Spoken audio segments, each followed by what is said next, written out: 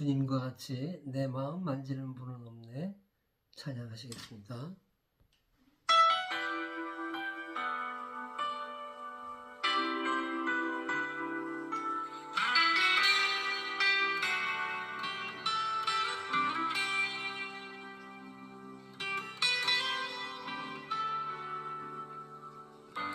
주님과 같이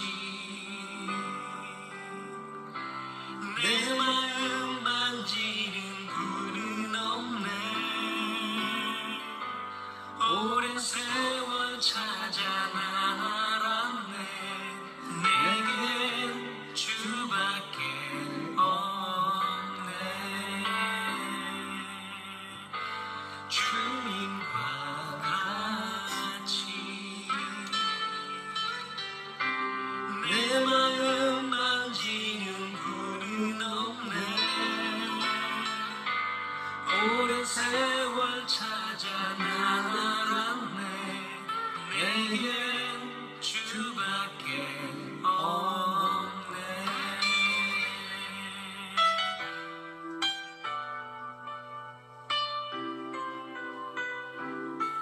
주사위 마음같이 주 손빛이 필요하네.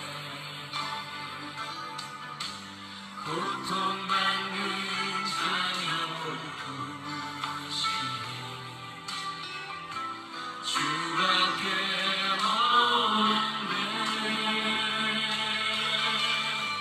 주님과 같이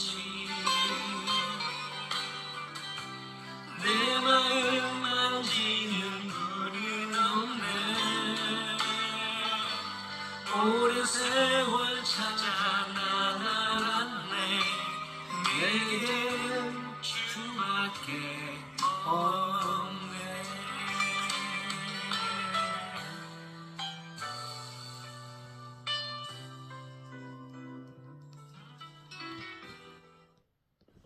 아멘. 오늘 우리가 들을 말씀은 마태복음 8장 14절부터 17절 말씀입니다. 제가 이 말씀을 읽겠습니다. 예수께서 베드로의 집에 들어가사 그의 장모가 열병으로 앓아 누운 것을 보시고 그의 손을 만지시니 열병이 떠나가고 여인이 일어나서 예수께 수종들더라. 저물매 사람들이 귀신 들린 자를 많이 데리고 예수께 오거늘 예수께서 말씀으로 귀신들을 쫓아내시고 병든 자들을 다 고치시니 이는 선지자 이사야를 통하여 하신 말씀에 우리의 연약한 것을 친히 담당하시고 병을 짊어지셨도다 함을 이루려 하심이더라. 아멘. 사람들은 보통 어느 집에 들어가면 무엇부터 봅니까? 그 집안의 크기, 인테리어, 가구 이런 것들을 먼저 보지 않겠습니까? 그런데 우리 부모님들은 자식들 집에 가면 그런 것을 먼저 보지 않아요. 자식들의 안색을 먼저 살핍니다. 어디 아픈 데는 없을까? 근심스러운 일은 없어 보일까? 이런 것들을 봅니다. 왜죠? 사랑은 그런 겁니다. 사랑은 늘 연약한 것을 먼저 보고 거기에 집중을 하지요. 예수님께서 베드로의 집을 찾으셨습니다. 집 안으로 들어가자 예수님의 눈에 가장 먼저 들어온 것은 베드로의 장모가 앓고 있는 열병이었습니다. 그 당시에는 많은 사람들이 열병으로 곧 죽기도 했습니다. 오늘도 그런 일이 일어나지만은 그것은 거의 굉장한 그러한 중병에 가까운 그런 병이었습니다. 그렇습니다. 예수님은 항상 먼저 어디를 가든지 누구를 보든지 그의 아픔이 무엇인가 그것을 먼저 보시죠. 그리고 측은해 하십니다. 예수님이 치유해 주신 많은 사람들을 보십시오. 주님이 보시면 그들을 측은해 하시고 또 하늘을 우러러 탄식하시고 늘 그러한 모습이셨죠. 병에서 벗어나는 것, 건강해지는 것, 이것이 예수님의 본심이십니다. 그렇습니다. 예수님께서는 그의 백성들이 아프지 않기를 바라세요. 여러분, 세상에 어느 부모가 자식이 아프기를 바라겠습니까? 저도 제 아이들이 아프면서 컸는데 그땐 제가 아픈 것보다 더 많이 아프죠. 바람은 하나예요. 뭐 세상에서 엄청나게 성공하는 것 그건 아니더라고요. 그저 아이들이 건강하게 웃으면서 자라는 것, 그것이 가장 큰 소망입니다.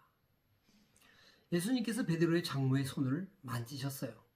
그러자 예수님의 능력이 그 손을 통해서 그녀에게 전달이 되었어요. 그리고 열병이 떠나갔습니다. 즉시로 나음을 입었습니다. 그렇습니다. 주님의 손을 붙잡는 것이 치유의 시작이라는 것입니다. 베드로의 장모는 일어났습니다. 그리고는 예수를 수종들었어요. 이것이 예수님이 바라시는 꿈이에요. 영혼이 건강해지고 마음이 건강해지고 그리고 육신이 건강해지는 것, 그래서 감사하면서 주님께 응답하며 헌신하며 사는 것, 이것이 바로 회복된 삶의 모습이라는 것입니다. 자, 이렇게 베드로의 장모의 열병이 났습니다. 그랬더니 어떤 일이 벌어졌어요? 이 소문을 들은 많은 사람들이 자기 가족을 또 지인들을 데리고 예수님 앞에 몰려들기 시작했습니다. 간절한 마음 그리고 기도하는 마음들이 모인 거죠. 그리고는 예수의 그리고 치유와 예수님을 통한 치유와 회복이 일어나기 시작했어요. 여기저기서 그 치유와 회복의 일들이 일어났습니다. 그것은 순식간에 예배처가 되었고 교회가 되었습니다. 그렇습니다. 여러분, 교회는 늘 치유의 역사가 끊임없이 일어나는 곳입니다. 그래야만 되는 겁니다. 주님이 거기에 계시기 때문이죠. 이때 예수님께서 하나님의 말씀으로 귀신을 쫓아내고 병을 고치셨다, 이렇게 기록하고 있어요. 말씀의 능력이 그곳을 새롭게 했습니다. 약한 것이 떠나고 강건함이 자리했습니다. 악한 것이 떠나고 거룩함이 임했습니다. 아픔이 떠나가고 치유가 임했습니다. 근심이 떠나가고 그 자리에 기쁨이 가득 찼습니다. 좌절 대신에 소망이 넘쳤습니다. 그렇습니다. 이것이 말씀의 능력이고 살아있는 교회의 모습이라는 것입니다. 교회는 말씀이 역사하는 곳입니다. 그래서 말씀이 중요한 겁니다. 그 말씀 앞에 어두움들이 하나둘씩 떠나갑니다. 그 말씀은 주님의 말씀이요, 귀신을 쫓아버리는 하나님의 능력이요, 회복해 하시는 성령의 권능인 것입니다. 예수님은 이 땅에 세 가지를 위해 오셨죠. 하나는 말씀을 잘 가르치는 거예요. 또 하나는 영혼을 건지는 겁니다. 그리고 또 하나는 병든 자를 치유하시기 위해서 오셨습니다. 오늘 8장 17절에 말씀합니다. 우리의 연약한 것을 친히 담당하시고 병을 짊어지셨도다. 예수님이 오신 그 목적은 우리의 연약함을 친히 담당하시고 우리의 약함과 우리의 질병을 예수님께서 짊어지시는 것입니다.